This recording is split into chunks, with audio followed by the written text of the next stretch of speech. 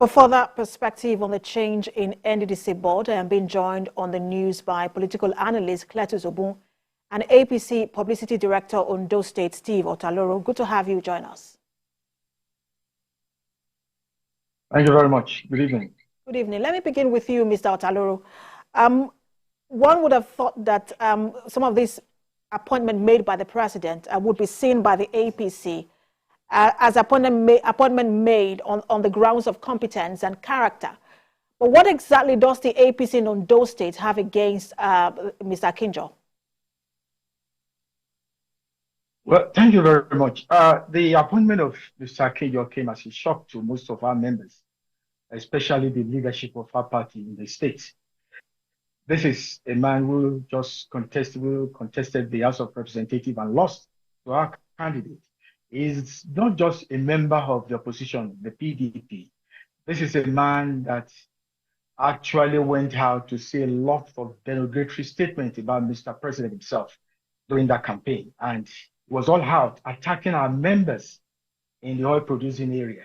He felt he questioned the capacity of Asiwaju Bola Tinubu as president of Nigeria. He says a lot of things that unprintable things that could not be.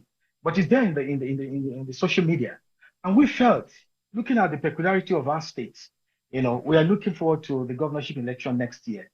And we believe appointment like this is supposed to come from a member of our party in the states. And for Mr. President to have appointed an opposition party is like strengthening the opposition in the state. We felt this is not good enough. And we equally responded. And more so, a lot of protests ever since yesterday and today. And they're even planning another one tomorrow. And we felt we'll be telling our members that this appointment will be reversed.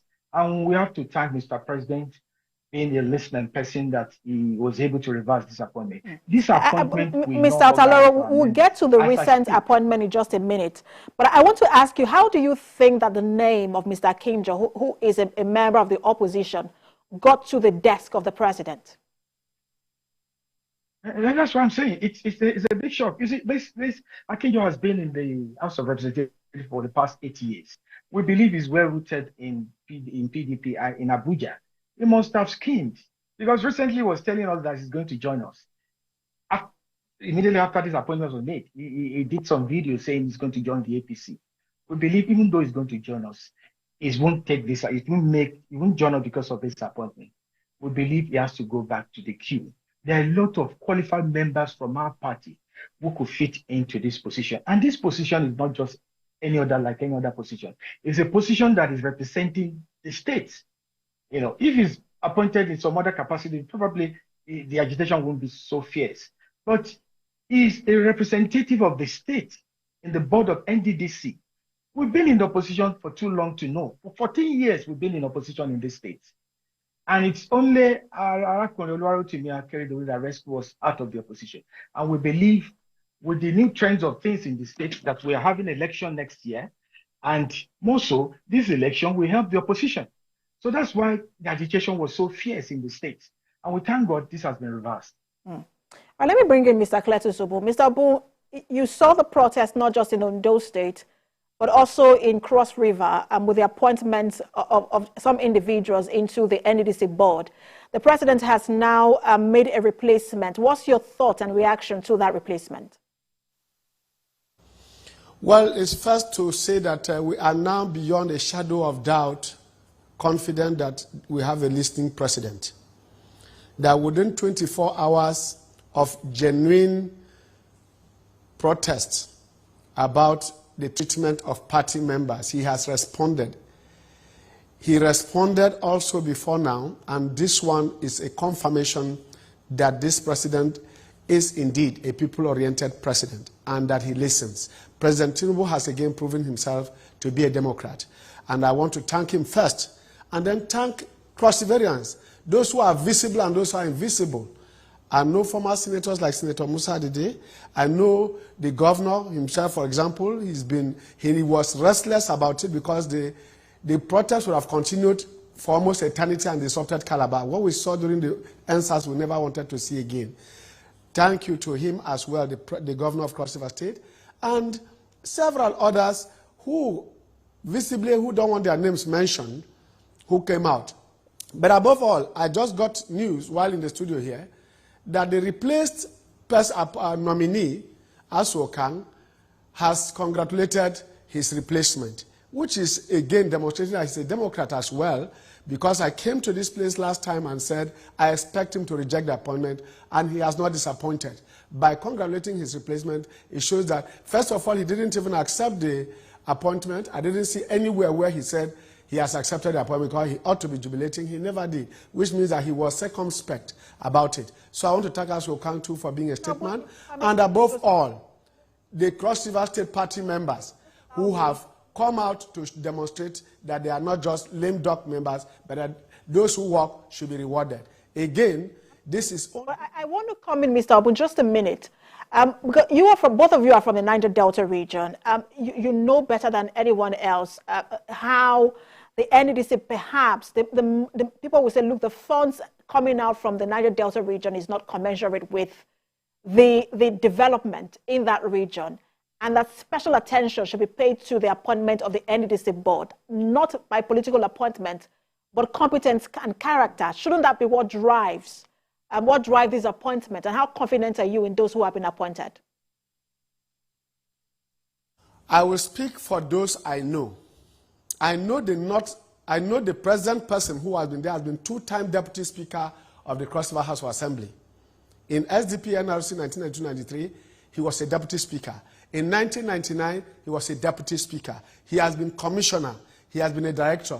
He was a pro-democracy activist. We worked together in the pro-democracy movement of 1993.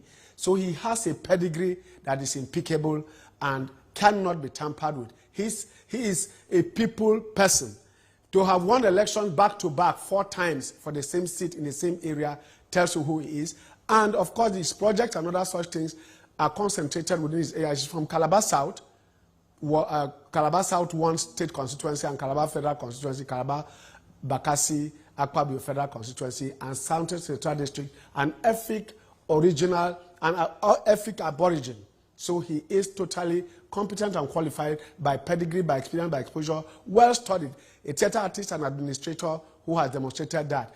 So I have no doubt in my mind that Cross River will be properly represented in that capacity.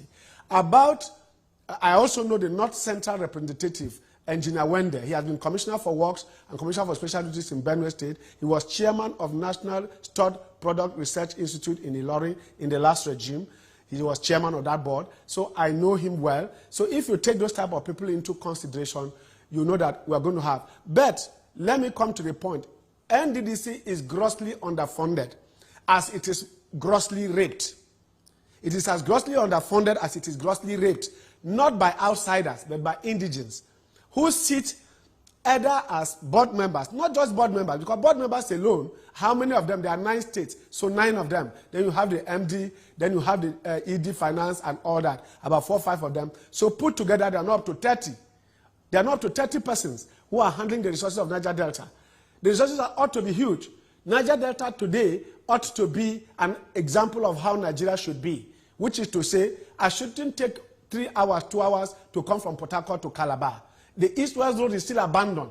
The money from Niger Delta alone, especially from international oil companies, IOCs alone, the 2% they take from them, can get that. 15% ought to come from the 9 states of the NDDC, of the Niger Delta, to come to the NDDC account. That money since inception has never been paid to NDDC.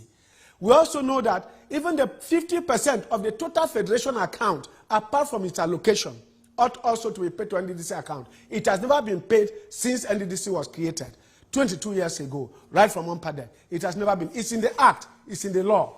So for them not to have done so is gross underfunding. Secondly, those who go to NDDC, which is why we, as we are agitating for the quality of persons that go there, we should also monitor them and ensure that they do it. I'm not expecting President Tinubu to come and start asking NDDC members and NDDC board members what they have done. We, the indigents, should be able to ask that. We are not looking for town halls.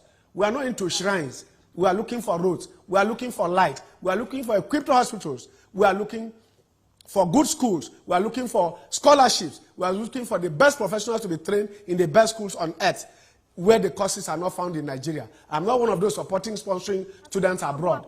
because it doesn't change anything. What you can find abroad, NDDC money can put in schools in Niger Delta. I want to see people from Niger State. I want to see people from Lagos State coming to the best. We're hoping that people like you in that region can help hold those who have been appointed into the board accountable. Thank you so much for your time, as always.